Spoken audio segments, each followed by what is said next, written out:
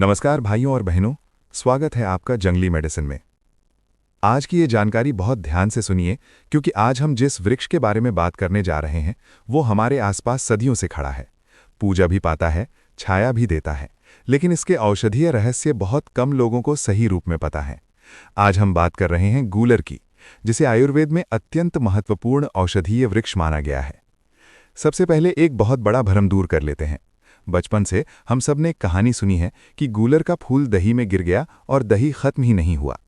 ये कहानी केवल कहानी है। आयुर्वेदिक ग्रंथों में गूलर के फूल का कहीं स्पष्ट औषधीय उल्लेख नहीं मिलता। गूलर का असली महत्व उसके फल, छाल, दूध, पत्ते और जड़ में है। इसलिए लोक कथाओं के भ्रम से बाहर निकलकर वास्तविक आयुर्वेदिक ज्ञान को समझना बहुत जरूरी है। गूलर का सही बोटानिकल नाम है फाइकस रेसिमोसा। इसे अलग अलग क्षेत्रों में गूलर, उदुम्बर, अंजीर हिंदी जैसे नामों से भी जाना जाता है। ये भारत के लगभग हर हिस्से में पाया जाता है। आयुर्वेदिक दृष्टि से गूलर कसैला रस वाला, शीतवीर्य और संकोचक गुणों से युक्त माना गया है।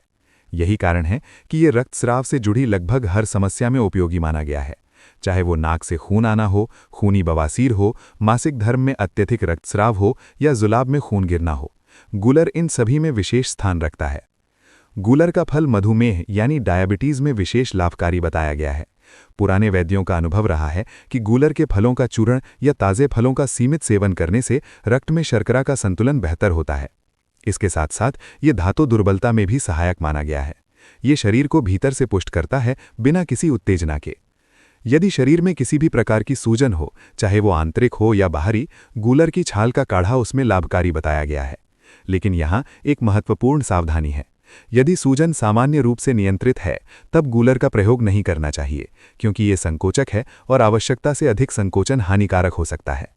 स्त्रियों के लिए गूलर को आयुर्वेद में विशेष महत्व दिया गया है। जिन महिलाओं को बार बार गर्भस्राव होता है, समय से पहले गर्भपात हो जाता है, उनके लिए गूलर की जड़ की छाल या मुख्य छाल का काढ़ा पारंपरिक रूप से उपयोग में लाया गया है। सही मार्गदर्शन में इसका प्रयोग गर्भ को स्थिर करने में सहायक माना गया है। श्वेत प्रदर यानी लिकोरिया की समस्या में गूलर का रस पीने का उल्लेख मिलता है।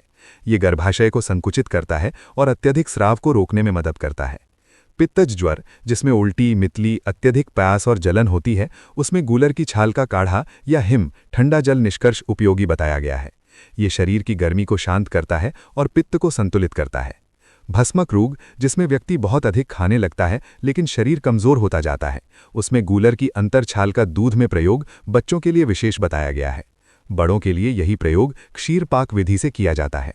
डायबिटीज से पीड़ित लोगों में होने वाली फोड़े फुंसियों के लिए गूलर का दूध और बावची का लेप बाहरी रूप से उपयोग किया जाता रहा है। ये घावों को भरने और संक्रमण को कम करने में सहायक माना गया है। नाक से खून आना यानी नक्सीर की स्थिति में गूलर की छाल का काढ़ा नाक में बूंदों के रूप में दिया जाता है और सिर पर लेप भी किया जाता है। ये प्रयोग रक्त को तुरंत रोकने वाला माना गया है। गूलर के पत्तों का काढ़ा दांत और मसूड़ों की समस्याओं में कुल्ला करने के लिए उपयोग में किया जाता है। इससे मसूड़े मजबूत होते हैं और दांतों की सूजन कम होती है।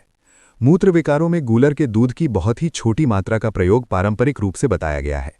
इसी प्रकार नासूर, भगंदर और पुराने न भरने वाले घावों में गूलर के दूध को रुई में लगाकर बाहरी प्रयोग किया जाता है।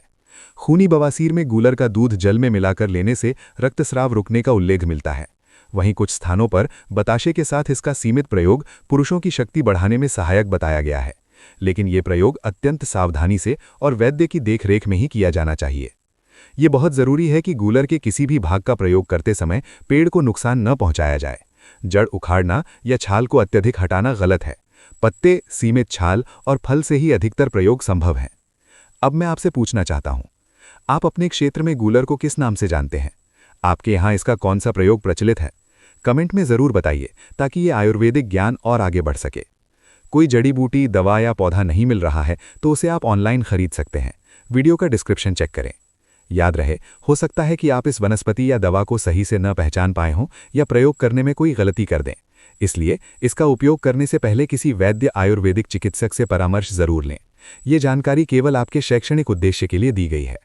उम्मीद करता हूं आज की जानकारी आपके लिए लाभकारी रही होगी। फिर मिलते हैं एक नई जानकारी के साथ नई वीडियो में। तब तक के लिए नमस्कार। जय आयुर्वेद।